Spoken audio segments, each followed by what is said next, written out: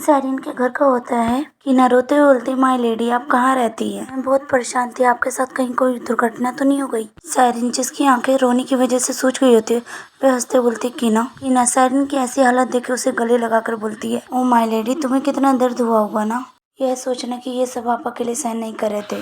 सच कहूँ तो जब आप पूरी तरह से बदल गए थे तो मुझे बहुत चिंता हुई, लेकिन मैंने कभी नहीं सोचा था कि ये कारण था। मैंने कभी इसका सपना भी नहीं देखा था। साइरिन को घर के अंदर ले जाते हुए कीना आगे बोलती है, आप बहुत ठंडी लग रही है, कृपया जल्दी करो और अंदर आइए। मैंने स्टडी रूम से प्राप्त सभी चीजें वहीं रख दी है जहाँ वो होनी चाहिए थी। यहाँ तक विस्काउंट की बातें नहीं, वह आदमी ऐसा लगता है कि उसने ज्यादा पी ली थी। कीना साइरिन के कपड़े लेते हुए बोलती है, उसे तो ये भी नहीं पता वह घर कैसे पहुंचा। साइरिन अपने कपड़े उतारते हुए सोचती है, यह हमेशा ऐसे ही होता है। अगले दिन जब वह ज्यादा शराब पी लेता था, यकीन है कि इस बार भी उसे कुछ याद नहीं है। एक तरह से ये सब अच्छा है। कीना गुस्से से चिल्लाते हुए बोलती है, उसने पूछा आप कहाँ है माय लेडी, इसलिए मैंने कहा कि आप नहा रही हैं। कीना जल्दी से बाथरूम पहनाते हुए बोलती है, वैसे भी सूरज उगने के बाद हमेशा वह आपका चेहरा बिना देखे चला जाता है। साइरिन शुक्रिया बोलती है, लगता है तुम सही थी कीना, वह पहले ही बार जा चुका है। वह बाथटब में नहा रही होती। कीना उसे देखते हुए बोलती है, जाकर लॉर्ड वेरिस से क्यों नहीं मिलते, वह अपने बिजनेस यात्रा से वापस आ गए हैं, क्या आप उनके पास जाकर बात नहीं करना चाहती? अगर आप उन्हें बताएंगे कि क्या हो रहा है, मुझे यकीन है कि वे चुपचाप नहीं रहेंगे। साइरिन बोलती, हाँ शायद आप सही हैं। वह अपने मन में सोचती, लेकिन किसी वजह से मुझे ये करने का मन नहीं है। ड्यूक ने मुझे जो नामों की सूची भेजी थी उसमें उन रईसों के नाम हैं जिन्होंने खदान में निवेश किया है। उनमें से हर एक का रिश्ता मेरे चाचा से है। इसके अलावा मेरे चाचा और कैलियन दोनों ही अजीब तरह से गुप्त रहे हैं उस पूरे मामले के बारे में। भले ही सही है मैं उसे कुछ ना बताऊं, मुझे कुछ पता लगाने में सक्षम होना चाहिए। साइरिन बाथटब में से खड़े होते कीना से बोलती है, समझ गई, कृपया काउंट स्टेट की यात्रा के लिए तैयार रहें। कीना हैरान होते हुए बोलती, क्या अभी? साइरिन बोलती, हाँ मुझे लगता है उनसे जल्दी बात करना बेहतर होगा। कीना बोलती, आप ऐसा कुछ नहीं करेंगे? साइरिन हैरानी से बोलती, वह बोलती, कम से कम आपको जाने से पहले नाश्ता जरूर करना होगा, हमने कल से एक भी चीज नहीं खाई है, इसकी सहमति नहीं दूंगी। वह कमरे से बाहर जाते हुए बोलती है, वो ठीक से खाना चाहिए, खासकर ऐसे समय, मैं अभी जाके भोजन तैयार करती हूँ। ये सुन साइरिन बाथटब में शांति से खड़ी होती है। उसका ऐसा बर्ताव देख के साइरिन हंसते हुए बोलती, ओ कीना, वह सोचती, कुछ पल पहले मैं रो रही थी। उसे ड्यूक की बात आती है जो उससे बोल रहे होते हैं, ऐसे समय में आपको उसी पर ध्यान केंद्रित करना चाहिए जो आप अभी कर सकते हैं, क्योंकि एक बार जब आप शक्तिहीनता की भावना में फंस जाते हैं तो इसमें से बाहर निकलना मुश्किल होता है, और जैसे समय बीतता है ये और भी कठिन हो जाता है। साइरिन बाथरोब पहनते हुए बोलती है, ड्यूक सही है, पर मैं शक्तिहीनता की भावना में हारना नहीं चाहती, मुझे आगे बढ़ना चाहे कुछ भी हो जाए। इसमें कोई शक नहीं है कि ये ड्यूक के बदौलत है। अगली बार जब मैं उन्हें देखूंगी तो ये सुनिश्चित करना है मैं उनका बहुत बहुत धन्यवाद करूं। यह सोचते उसके गाल लाल हो जाते हुए मन में बोलती है, धन्यवाद। इन चेंज होकर काउंट स्टेट का होता है जहाँ पर घोड़ा गाड़ी आके रुकती है, उसमें से साइरिन और कीना निकलते। साइरिन मन में सोचती है, मुझे हैरानी है कि काउंट स्टेट में आए हुए मुझे कितना समय हो गया है। बेशक मेरी शादी को आधे साल हुआ है, इतना लंबा समय नहीं रहा। इससे पहले मैं अतीत में लौट जाऊं जब मुझे जहर दिया गया था और मेरा शरीर कमजोर था, मैं हवेली से बाहर नहीं निकल सकती थी, स्टेट जाना दूर की बात। वह हंसते हुए बोलती, इस बात को एक अरसा हो गया है। ग्रीट करते हुए बोलता है, बहुत समय हो गया यंग मिस। बैन को देखते हुए सोचती है, बटलर जिसने मेरी बचपन से देखभाल की है, उन्हें मेरी शादी के बाद भी अपने बात करने का तरीका नहीं बदला है,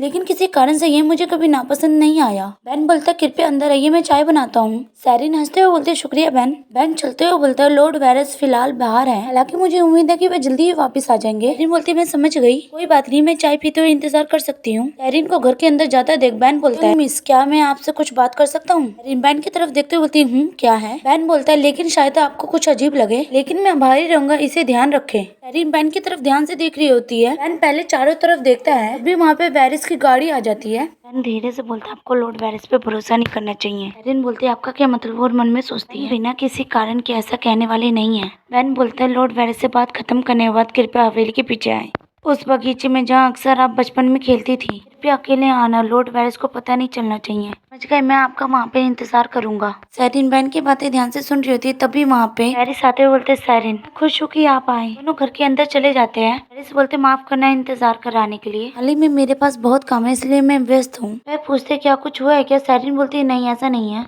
मैं तो सोच रही थी आप कैसे हैं। वह मन में सोचती है, मैं इसलिए आई थी ताकि मैं चाचा को सच बता सकूं, लेकिन किसी कारणवश मैं ये बताने में असमर्थ हूँ क्योंकि मुझे अजीब सा एहसास हो रहा है कि मैं गलत दिशा में जा रही हूँ। वह चाय पीते हुए बोलती है, आप कैसे हैं अंकल? ऐसा लगता है कि आप काम में व्यस्त रहे हैं। वेरिस बोलता, कुछ समय के लिए ऐसा ही मुमकिन है। और कैलियन कैसा है? साइरिन बोलती है, वह हमेशा की तरह है, ऐसा लगता है हाल ही में वह व्यस्त रहने लगा है, इसलिए मैंने आपसे निर्णय लिया है कि मैं ही इस बिजनेस के बारे में आपको रिपोर्ट करूंगी। वह रिपोर्ट देते हुए बोलती है, इसमें माइनिंग की स्थिति के बारे में लिख रखा है वह वेरिस को समझाते कि कौन से भाग में कितनी माइनिंग की गई है, कितने तरह के पत्थर मिले हैं और जार में कितना मूल्य है उनका ये भी लिखा है। रिपोर्ट में पूरी जानकारी देख के वेरिस हैरान होकर बोलते हैं, तुमने ये सब किया है? क्या आपने खुद लिखा है? सैरिन मासूम बनते हुए बोलती है, हाँ। क्या ये अजीब है? वेरिस हड़बड़ाते हुए बोलते नहीं। सैरिन बोलती, मैं हर 2 हफ्ते में रिपोर्ट देने की योजना बना रही हूँ। मुझे लगता है आपको ये जानने की जरूरत है कि स्थिति क्या है अंकल। आखिरकार आपने टैक्स के अधिकार हासिल कर लिए हैं, यहाँ तक कि हमारे लिए निवेशक भी जुटाए। वेरिस शांति से सैरिन को देख रहते हुए हंसते हुए बोलती है, मैंने कैलियन से सुना आपने हमारी मदद की है अंकल। मैं नहीं जानती कि निवेशक कौन है, लेकिन मैं आपकी बहुत आभारी हूँ। वेरिस पूछते, क्या आपको कैलियन ने यही बताया है? बोलते, क्या उसने कुछ और कहा? यह बोलते हुए वह रिपोर्ट टेबल पे रख देते हैं। सैरिन मन में सोचती है कुछ और। बोलती, खैर इसके अलावा मैंने कुछ और नहीं सुना है। हंसते हुए बोलती है, बस इतना ही कि आप उसके लिए एक बड़ी मदद थे अंकल, यही तो उसने कहा था। वेरिस बोलते, अच्छा ऐसा है। इन दिनों आपके और कैलियन के बीच हालात कैसे हैं? सैरिन बोलती है, आप कहते हैं चीजें। वेरिस बोलते, आपकी शादी को आधे साल हो गए हैं ना? मैं बस यही सोच रहा था, कोई अच्छी खबर है? सैरिन हंसते हुए बोलती, अभी तक नहीं, जैसे ही कुछ होगा मैं आपको बता दूंगी। वैसे अंकल, माता पिता की डेथ एनिवर्सरी जल्दी ही आ रही है ना? वेरिस बोलते, फिर वह समय और साल आ गया। सैरिन चाय को कप में डालते हुए बोलती है, हाल ही में मैं उनके बारे में सोचना बंद नहीं कर पाई, इसलिए मैंने वहाँ जाने की कोशिश की, लेकिन मैंने कुछ अजीब सा देखा। वेरिस बोलते, कुछ अलग? वहाँ कुछ अजनबी लोग इधर उधर दिख रहे थे। ये सुन वेरिस हैरान हो जाते। सैरिन आगे बोलती है, इसलिए मैंने उनसे पूछा कि वह यहाँ क्या कर रहे थे। उन्होंने कहा वह किसी प्रकार की जाँच कर रहे थे। वेरिस बोलते, तुम किस बारे में बात कर रही हो? वेरिस अपनी परेशानी को छुपाते हुए बोलता है, जाँच? क्या जाँच कर रहे हैं? वह बोलती है, ऐसा प्रतीत होता है कि उस क्षेत्र में कुछ डाकू आए थे। उन्होंने कहा कि वह पता लगाने के लिए खोज कर रहे थे, क्या वह आसपास छिपे हैं,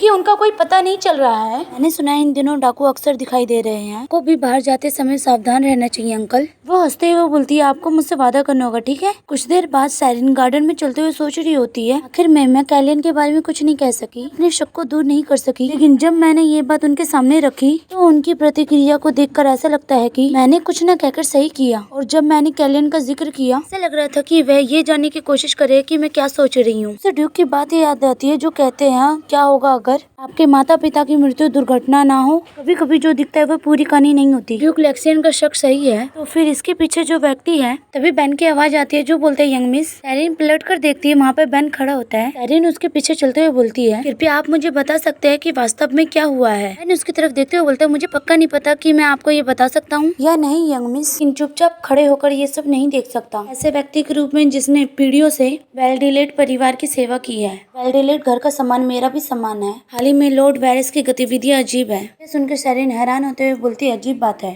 बेन बोलता है, मुझे विश्वास है कि आपको इस बात का पता होना चाहिए। यंग मिस, पिछली बार के विपरीत है लॉर्ड वेरिस राज का विरोध करते हैं। जब लॉर्ड वेरिस परिवार के मुखिया बने हैं, मैं तब से चिंतित हूँ। इस बात की चिंता थी कि वह किसी तरह परेशानी न खड़ा कर दे। अब ऐसा लगता है मेरा डर हकीकत बनने वाला है। सैरिन बेन को देखते हुए बोलती है, आपको कुछ पता है ना? बेन सैरिन को दरवाजे की तरफ इशारा करते हुए बोलता है, आपके लिए अच्छा होगा आप अपनी आंखों से इसे देख ले। वह बेन के पीछे चलती हुई बोलती है, ये जगह है? बेन बोलते है, ये एक जगह है जिसका प्रयोग हम सेवक करते हैं। वह जगह को देखते हुए बोलती है, मैं बचपन में यहाँ आई थी, लेकिन क्या तब भी यही रास्ता था? बोलते हैं, यंग मिस, शायद आप ये नहीं जानती होंगी, इस हवेली में एक बेसमेंट है। बेन सैरिन का हाथ पकड़ते हुए बेसमेंट के अंदर ले जाते हुए बोलता है, केवल एक व्यक्ति को इसके बारे में पता था, वह स्वर्गवासी काउंट थे, लेकिन इसका इस्तेमाल करने का कभी समय नहीं था। यह लंबे समय तक खाली रहा है। सैरिन बोलती है, इसका उपयोग करने का समय आपका क्या मतलब है? वह बोलते है, एक ऐसी स्थिति जहाँ कुछ छुपाना जरूरी हो। सैरिन बोलती है, हाँ ये बिल्कुल सही है। बेन सैरिन को आगे बताता है, कुछ समय पहले मेहमान की संख्या बढ़ने लगी और उन सब में एक बात एक जैसी थी, उन सभी कुलीनों को राजसी शत्रु माना जाता था। हैरान होते हुए बोलते, क्या उनमें से ये एक हो सकता है? बैरन हिलिगेंट और मार्कस रूबेन वहाँ थे? बेन बोलता है, हाँ वह दोनों हवेली में आए। वह चाबियों का गुच्छा लेके दरवाजा खोलते हुए बोलता है, फिर एक दिन यहाँ तक कि एक आदमी जो भाड़े के सैनिक का सौदा करता है वह आया।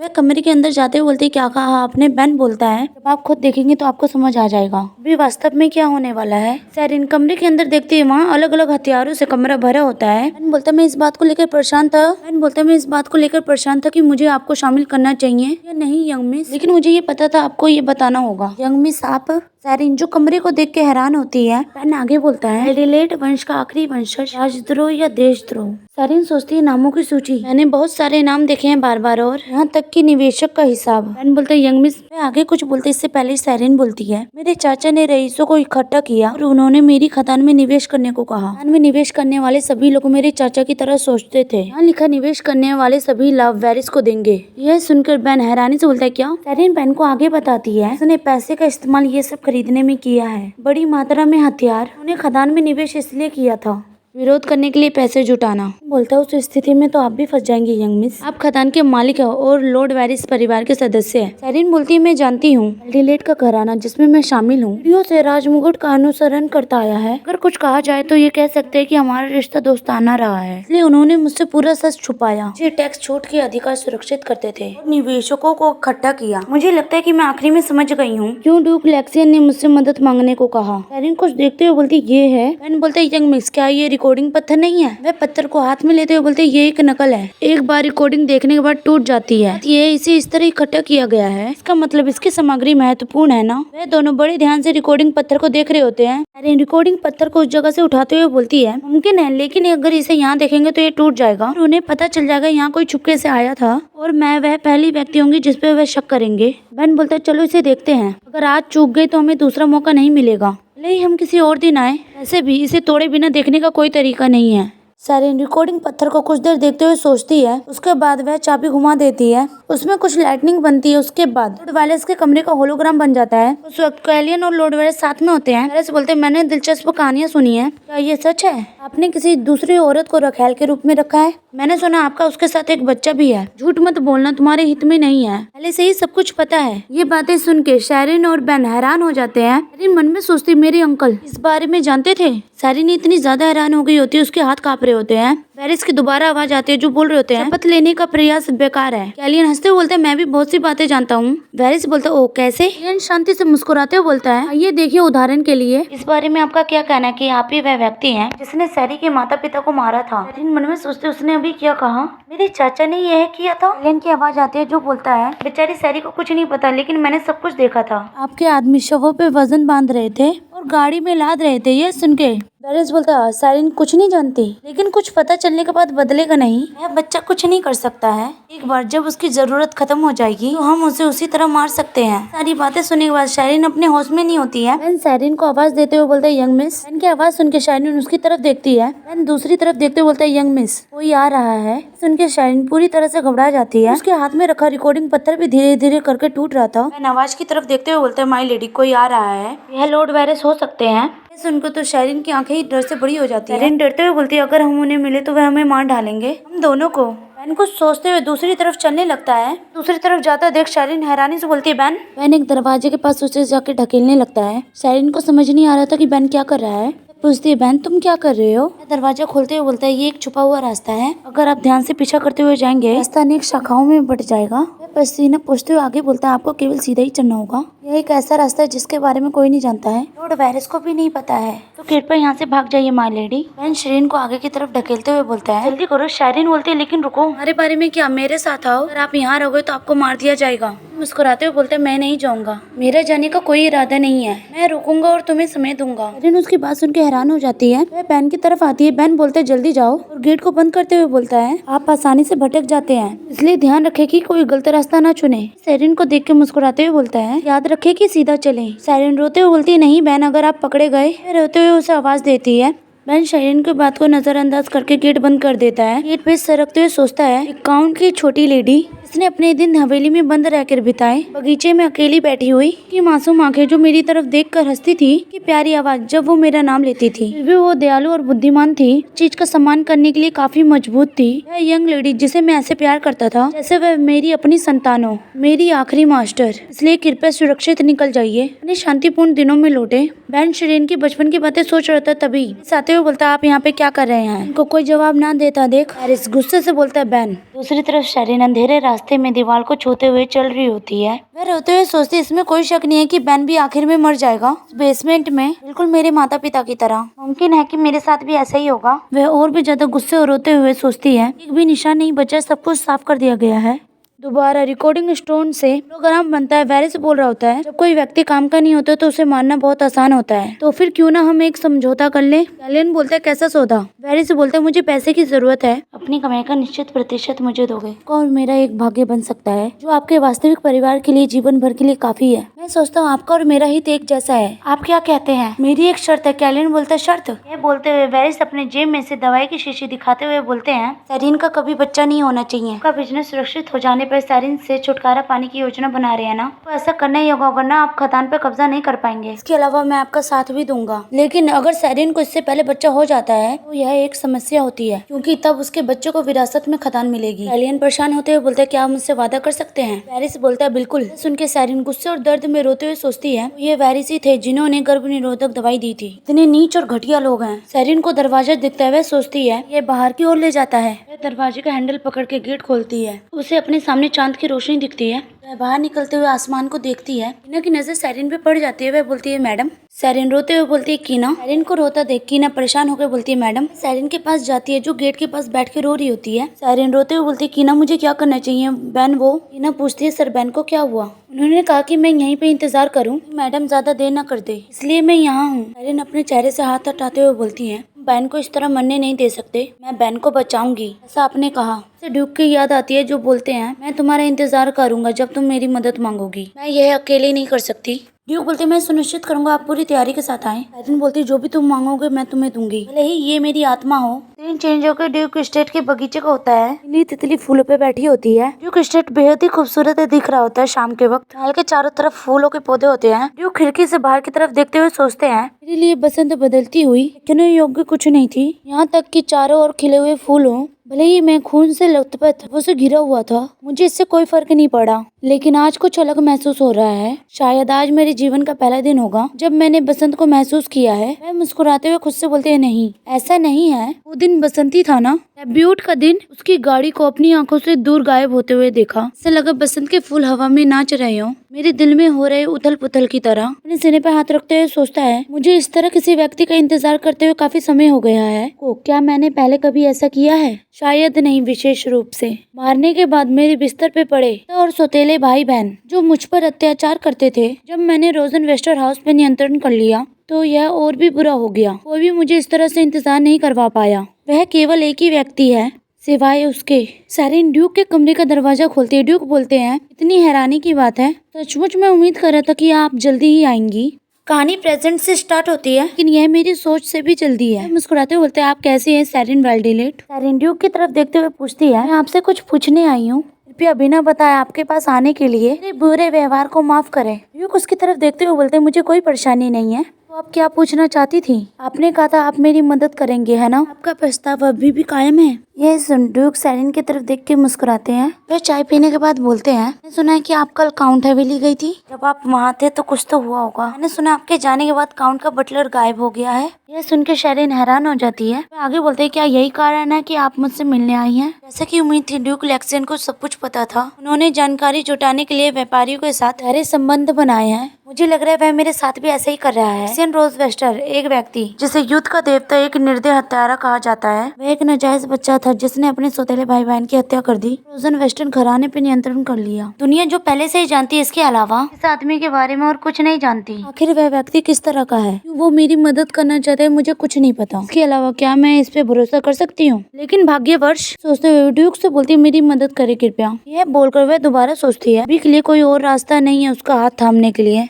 वह ड्यूक से दोबारा बोलती है, कृपया मुझसे शादी कर लो। यह सुनकर ड्यूक हैरानी से सैरिन को देखते हैं। ड्यूक अपनी किताब बंद करके बोलती है, आपने क्या कहा? सैरिन ड्यूक से बोलती है, जैसा कि आप जानते हैं मेरे जीवन में इस समय खतरा है। जीने के लिए मुझे विस्काउंट का घर हमेशा के लिए छोड़ना होगा। ड्यूक कुर्सी से उठते हुए बोलते हैं, दूसरे शब्दों में क्या आप चाहती है कि मैं आपके पति से तलाक लेने में आपकी मदद करूं? ड्यूक सैरिन के करीब आते हुए बोलते हैं, लेकिन आपको ये भी तो पता होना चाहिए ना, वैरिस आपको इसकी अनुमति नहीं देगा। ऐसा इसलिए है क्योंकि वह आपसी हितों से के इरादे से बंधन बनाया हुआ है, क्योंकि कैलियन द्वारा खदान बिजनेस शुरू करने के बाद मजबूत हो गया है। क्योंकि खदान पर भारी कर लगाया जाता है, वैरिस ने कर कटौती अधिकार प्राप्त करने के लिए मदद की है। वह जरूरी लाभ का एक हिस्सा अपने जेब में डालता होगा। सैरिन चिल्लाते हुए बोलती है, अब मेरा लक्ष्य है केवल जीवित रहने के लिए नहीं, मैं कैलियन से खदान वापस लेना चाहती हूँ। मैं वैरिस को इससे बचकर जाने नहीं दूंगी। ड्यूक बोलते, आप नहीं करेंगे? वह बोलती, हाँ मैं उनके किए की सजा दिलाऊंगी, बेशक मैं ये सब संभाल लूंगी, मैं ये पक्का करूंगी आपको कोई परेशानी ना हो, लेकिन फिलहाल मुझे आपकी सुरक्षा सुनिश्चित करने की जरूरत है। वह झिझकते हुए बोलती है, अगर मैं डचेस बन जाऊं यह मुमकिन होगा ना? हालांकि सिर्फ इस वजह से मैं ड्यूक लेक्सियन से शादी करने के लिए नहीं कह रही हूँ। अगर वह सचमुच मेरी मदद करना चाहते हैं। सैरिन ड्यूक की बात सोच रही होती है, मैं आपकी मदद मांगने के लिए आने का इंतजार करूंगा। अगर वह मुझ पर इतना भरोसा रखने करने को तैयार हैं, तो फिर वह मेरे इस अचानक अनुरोध को भी सुनेंगे।